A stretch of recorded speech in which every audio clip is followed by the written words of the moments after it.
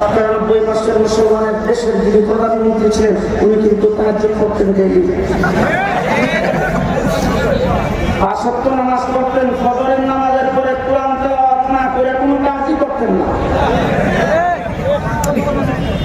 পেছনের দরজা দিয়ে যখন ভাগছে গণভবনে ঢুকার পরে মদের বোতল তো পাওয়া গেছে, নামাজের মুসল্লা পাওয়া যায়নি, কোরআন শরীফও পাওয়া যায়নি। যিনি তাহাজ্জুদ করতেন আর কোরআন তেলাওয়াত করতেন, আলেম উলামায়ে কেরামকে জেলখানার ভিতরে নির্যাতন করেছেন, শাপলা চত্বরে পাখির মতো গুলি করে আল্লাহর ওলিদেরকে হত্যা করেছেন।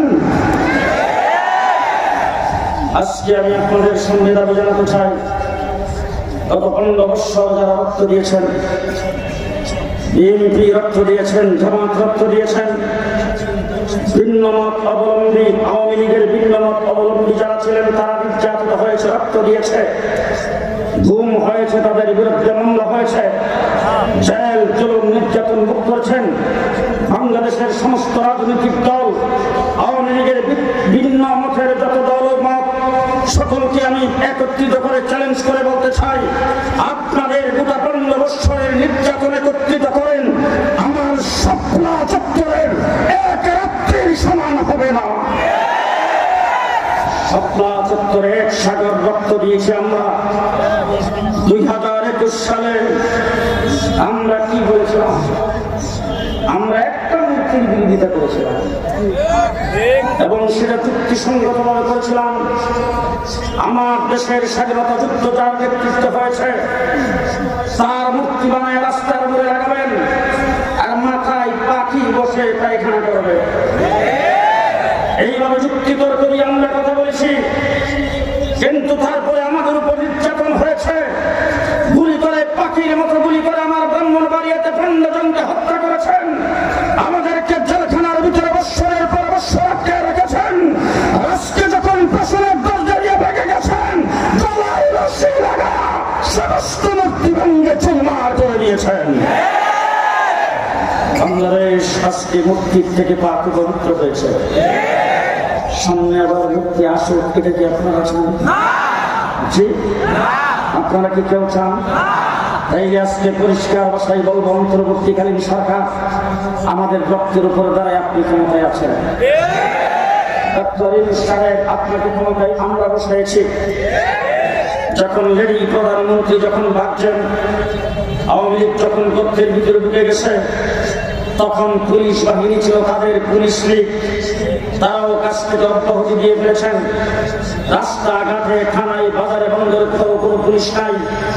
আইন শৃঙ্খলার যখন চরম অবনতি হয়েছে, স্কুল কলেজের ছাত্রদের পাশাপাশি আমার কওমি মাদ্রাসার ছাত্ররা বাজার ঘাট, ফুটঘাট, বাড়িঘর সবকিছুতে পাহারা বসাইছে। পুলিশের দায়িত্ব আমরা পালন করেছি। যখন রাস্তায় কোনো ট্রাফিক নাই, রাস্তায় চলাচল করতে যখন সমস্যা, সেই সমস্যা সমাধানের জন্য রাত্র দিন 24 ঘন্টা স্কুল কলেজের ছাত্রছাত্রীরা যেইভাবে ট্রাফিকের কাজ করেছেন, আমার কওমি মাদ্রাসার ছাত্ররাও তাদের সঙ্গে কাঁধে কাঁধ মিলিয়ে ট্রাফিকের দায়িত্ব পালন করেছেন। লেডি প্রধানমন্ত্রী আওয়ামী লীগের সর্বপ্রথম গোলাপানিতে মাছ শিকার করার যে কাম কাজ ছিল, সেটা ছিল এদেশের সংখ্যালঘু।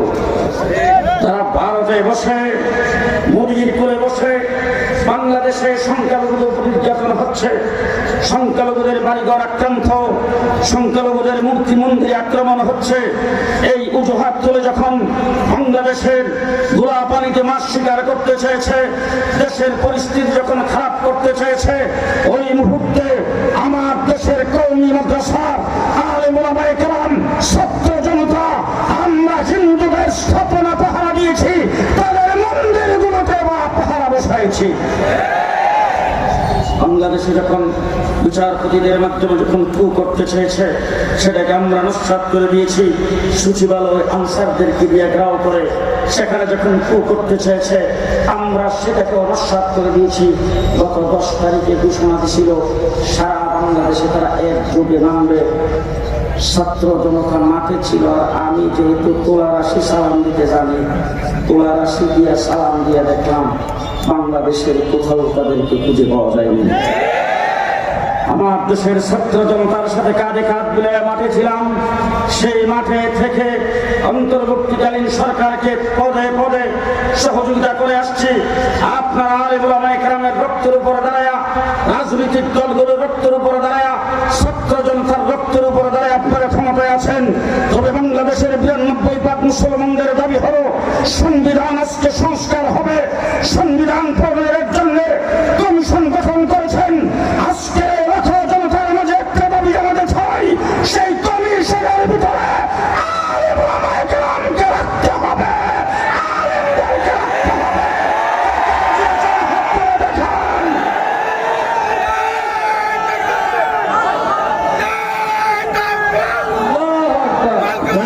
কথা বলতে চাই, সংবিধানের প্রথমে যে জায়গায় আল্লাহর উপর পূর্ণ আস্থা ও বিশ্বাস ছিল সেটাকে স্থাপন করতে হবে এবং সংবিধানকে এমন ভাবে সাজাইতে হবে ইসলামের সাথে সাংঘর্ষিক কোন বাক্য, কোন শব্দ বাংলাদেশের সংবিধানে থাকতে পারবে না। কে কে রাজি আছেন? আরেকবার হাত উঠান।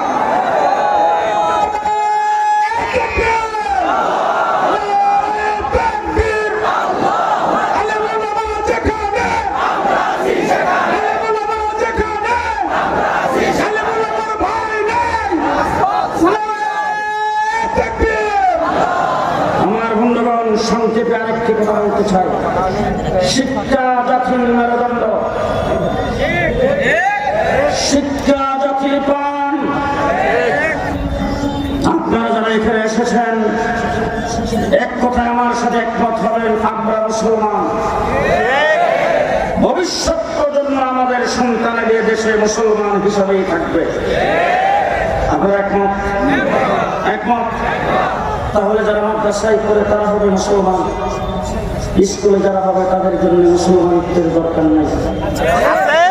জি, আমরা যখন মাদ্রাসায় পড়তাম, স্কুল কলেজের সমবয়সী ছাত্রদের সাথে যখন বিকালবেলা বসে অনেক সময় গল্প করতাম, রাস্তা দিয়ে দেখতাম একজন মৌলবী সহ হাইটে আসতেছে। মৌলবী সাহেব কোনো মসজিদের ইমাম নয়, কোনো মাদ্রাসার শিক্ষক নয়, ওনাকে আমরা চিনি না, কিন্তু স্কুল কলেজের ছাত্ররা দাঁড়ায় যেত, আমরাও তাদের সাথে দাঁড়াইতাম, জিজ্ঞেস করতাম উনি কে।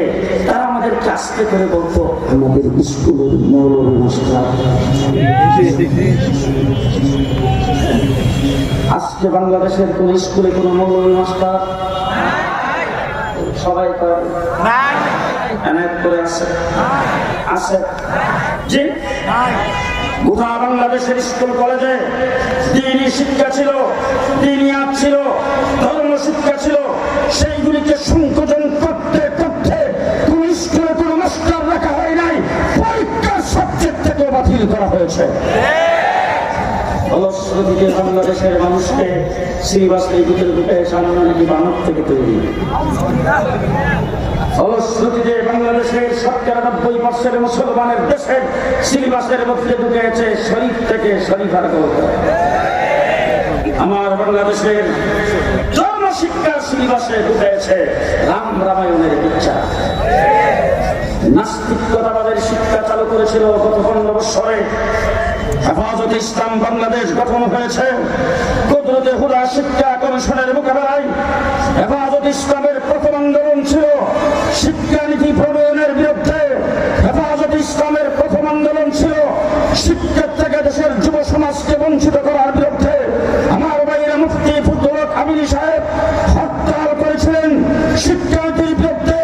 যেই শিক্ষানীতি চালু করে এদেশের মানুষকে নাস্তিকের মুক্ত বানাইতে চেয়েছে, সেই শিক্ষানীতিকে বাতিল করে বাংলাদেশের